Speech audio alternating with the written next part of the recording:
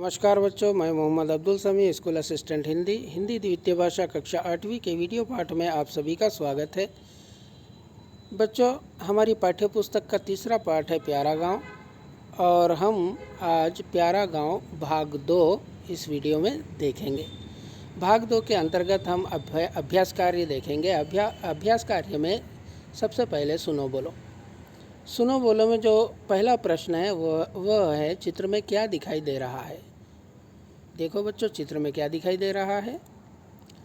हाँ बच्चों, चित्र में गांव दिखाई दे रहा है। पेड़ पौधे, पशु पक्षी, बादल, पर्वत, खेतों में काम करते किसान आदि दिखाई दे रहे हैं। अब बताइए, आपके गांव में क्या क्या देखने को मिलता है। हमारे गांव में पेड़ पौधे, गांव के किनारे नदी, पशु पक्षी, खेतों को जाते किसान, बाजार, बस स्टैंड, पाठशाला आदि देखने को मिलते हैं। पढ़ो में प्रश्न अ, नीचे दिए गए वाक्यों के अर्थ बतलाने वाले शब्द पाठ्य पुस्तक में ढूंढिए और लिखिए। यहाँ पर देखिए, एक वाक्य है और यहाँ पर इससे संबंधित एक शब्द है।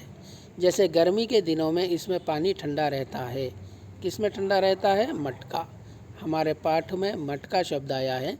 मटका जिसमें गर्मी के दिनों में पानी रखा जाता है, क्योंकि इसमें पानी ठंडा रहता है। उसी तरह छोटे बच्चे इससे खेलते हैं। किससे खेलते हैं? हमारे पाठ में देखना है और यहाँ पर लिखना है। इन्हें राष्ट्रपिता कहते हैं। किन्हें राष्ट्रपिता कहते हैं? हमारे पाठ में देखकर यहाँ लिखना है। छोटे बच्चे इससे खेलते हैं। हमारे पाठ में शब्द आया है खिलौने, तो छोटे बच्चे खिलौनों से खेलते हैं। और इन्हें राष्ट्रपिता कहते हैं। महात्मा गांधी या गांधी जी को राष्ट्रपिता कहा जाता है। पढ़ो में प्रश्न आ, नीचे अधूरे वाक्य दिए गए हैं, उन्हें पूरा कीजिए। सामने कमलेश काका आ रहे हैं, उन्हें डैश। दामोदर दादा गांव वालों के लिए डैश। यहाँ पर वाक्य को पूरा करना है। देखिए, यहाँ पर वाक्य है, सामने कमलेश काका आ रहे हैं, उन्हें प्रणाम करो।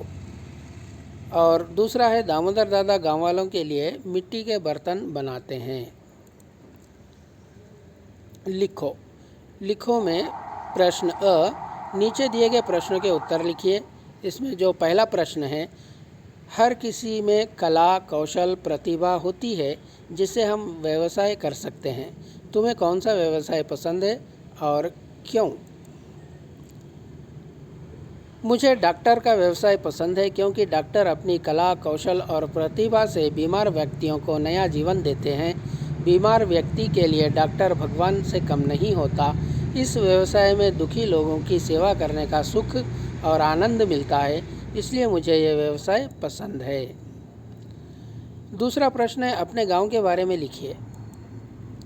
मेरा गांव हरा भरा और सुंदर है। चारों ओर खेतों और जंगल से घिरा हुआ है। गांव के किनारे नदी बहती है। नदी के किनारे आम के बगीचे हैं। यहाँ अधिकतर किसान रहते हैं। वे खेती का काम करते हैं। इनके अलावा लुहार, बढ़ई, सुनार, धोबी आदि व्यवसाय के लोग भी रहते हैं।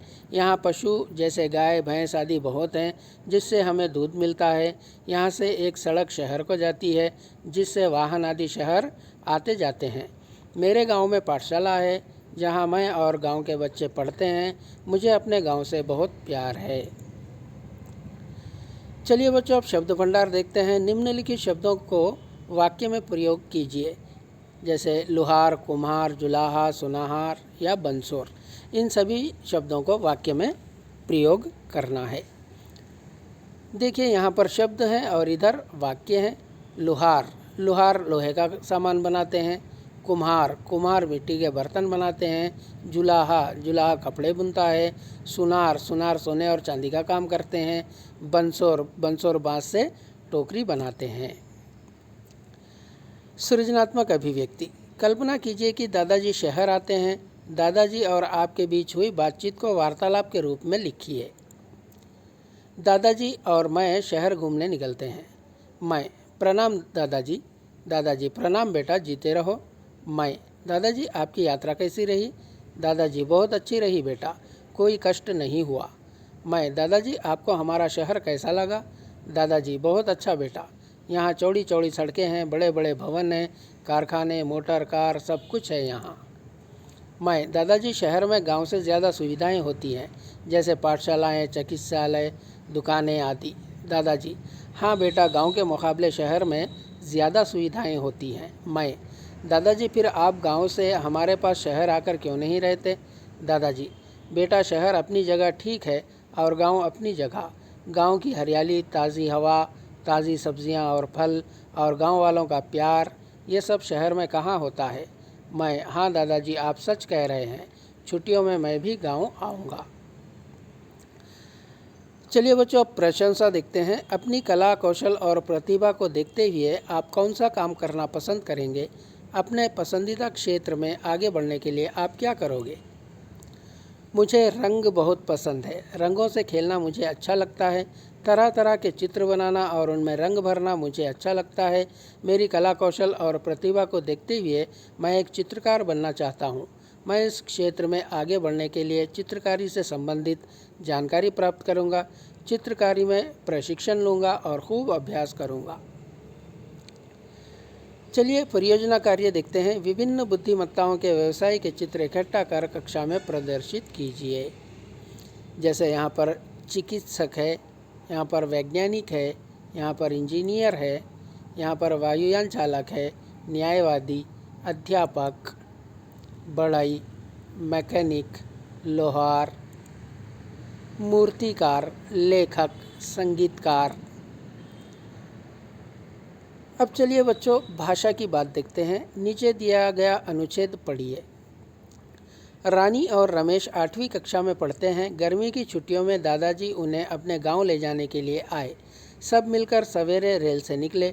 गाड़ी में बड़ी भीड़ थी, फिर भी जैसे तैसे बैठने की जगह मिल गई। शाम तक गांव पहुंच गए। वहां स्टेशन के पास चाचा जी बैलगाड़ी लेकर तैयार थे। बैलगाड़ी खेतों के किनारे किनारे चलने लगी। खेतों में किसान काम कर रहे थे, पशु चर रहे थे। गांव की हरियाली देखने लायक थी। बातों बातों में घर आ गया। दादी जी से मिले। दादी जी ने बहुत लाड़ प्यार किया। सवेरे दोनों दूध पीकर दादाजी के साथ गांव घूमने निकले। ऊपर दिए अनुच्छेद में रानी, गांव, भीड़, पशु, हरियाली और दूध शब्द किसी व्यक्ति, प्राणी, वस्तु, स्थान अथवा भाव का बोध कराते हैं। ऐसे शब्दों को संज्ञा कहते हैं। संज्ञा के 5 भेद हैं। वे हैं जातिवाचक संज्ञा। जिस संज्ञा शब्द से किसी संपूर्ण जाति का बोध हो वो जातिवाचक संज्ञा कहलाता है। उदाहरण के लिए, लड़का खेलता है। इस वाक्य में लड़का एक जाति का नाम है, इसलिए इसे जातिवाचक संज्ञा कहते हैं। दूसरा है व्यक्तिवाचक संज्ञा। किसी विशेष व्यक्ति, वस्तु, स्थान का बोध कराने वाले शब्द व्यक्तिवाचक संज्ञा कहलाते हैं। उदाहरण, रामू खेलता है। रामू कहने से किसी एक विशेष व्यक्ति का बोध होता है, इसलिए इसे व्यक्तिवाचक संज्ञा कहते हैं। तीसरा है भाववाचक संज्ञा। जिन शब्दों से किसी गुण, स्वभाव, दशा का बोध हो वे भाववाचक संज्ञा कहलाते हैं। उदाहरण के लिए, सुख दुख आते जाते रहते हैं। यहाँ पर सुख और दुख एक प्रकार के भाव हैं, इसलिए भाववाचक संज्ञा कहलाते हैं।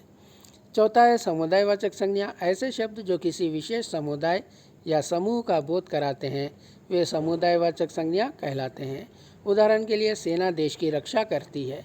इस वाक्य में सेना शब्द एक समुदाय या एक समूह का नाम है, इसलिए इसे समुदायवाचक संज्ञा या समूहवाचक संज्ञा कहते हैं। पांचवा है द्रव्यवाचक संज्ञा। जो शब्द द्रव्य या विभिन्न धातुओं का बोध कराते हैं वे द्रव्यवाचक संज्ञा कहलाते हैं। उदाहरण के लिए, स्वच्छ जल पीना चाहिए। यहाँ पर जो जल शब्द है वो एक प्रकार का द्रव्य या पदार्थ है, इसलिए इसे द्रव्यवाचक संज्ञा कहते हैं। नीचे दिए गए वाक्यों में आए संज्ञा शब्द ढूंढकर रेखांकित कीजिए। रानी पढ़ती है, बालक खा रहा है, हरियाली अच्छी होती है।